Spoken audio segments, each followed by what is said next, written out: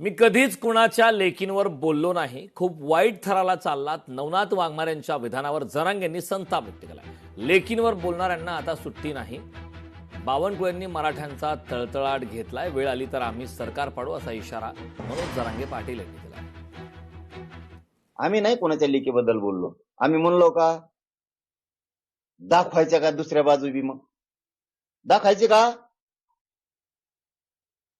का दुसरी बाजू?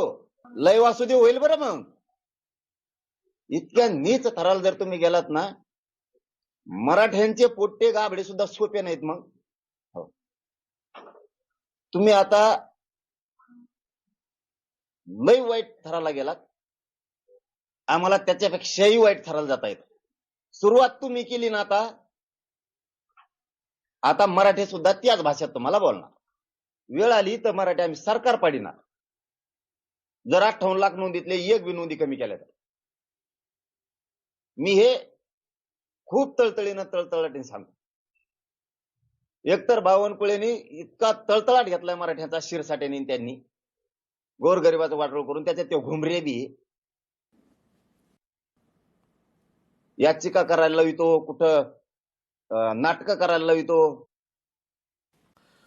ब्रेकनंतर आपलं स्वागत. गोपीनाथ मुंडेंची भाजपमध्ये घुसमट होत होती. घुसमट मी जवळून पाहिली होती. शेतकरी नेते राजू शेट्टी यांनी सुद्धा आता दावा केला. मुंडे साहेब पहिल्यांदा जेव्हा युतीचं सरकार होतं आणि महाराष्ट्राचे उपमुख्यमंत्री होते, त्या काळामध्ये आम्ही महाराष्ट्रातल्या ऊस उत्पादक शेतकऱ्यांना स्वातंत्र्य मिळावं, विशेषतः झोनबंदीच्या जोखंडातून मुक्त करावी म्हणून मोठं आंदोलन केलं होतं. शरद जोशींनी संभाजीनगरला उपोषणही केलेलं होतं. आणि त्या काळामध्ये मुंडे समिती नेमली गेली होती आणि झोनबंदीच्या बेड्या आमच्या पायातल्या मुंडे साहेबांनी तोडलेल्या होत्या. 2004 ते 14 या काळामध्ये भारतीय जनता पक्षामध्ये मुंडे साहेबांची होणारी घुसमट मी जवळून बघितलेली होती.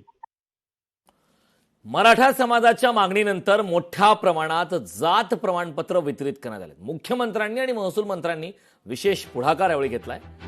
कास्ट व्हॅलिडिटी ही न्यायिक प्रक्रिया आहे. यामध्ये कायदे नियम आहेत. त्यानुसारच कास्ट व्हॅलिडिटी प्रमाणपत्र देण्यात येईल. राज्यमंत्री पंकज भोयर यांनी या संदर्भातली माहिती दिली. आपण बघितलं की मराठा समाजाच्या मागणीनंतर आपण मोठ्या प्रमाणावर जात प्रमाणपत्र त्या ठिकाणी वितरित करण्यात आलेले आहे.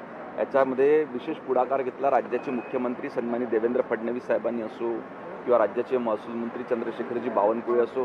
परंतु कास्ट व्हॅलिडिटी ही ज्युडिशियल प्रोसेस आहे. त्याच्यामध्ये काही कायदे नियम आहेत. त्या अनुषंगानंच कास्ट व्हॅलिडिटीचे प्रमाणपत्र त्या ठिकाणी देण्यात येते. राज्यात सन्माननीय देवेंद्रजी फडणवीस असो किंवा एकनाथजी शिंदे साहेब असो, हे दोन्ही मोठे नेते राज्याचे आहेत. दोघांच्याही समन्वयानं या ठिकाणी सरकार त्या ठिकाणी चालू आहे. अशा पद्धतीचा आरोप करणं चुकीचं आहे. लोकशाही मराठी ऐका, पहा, जागरूक रहा.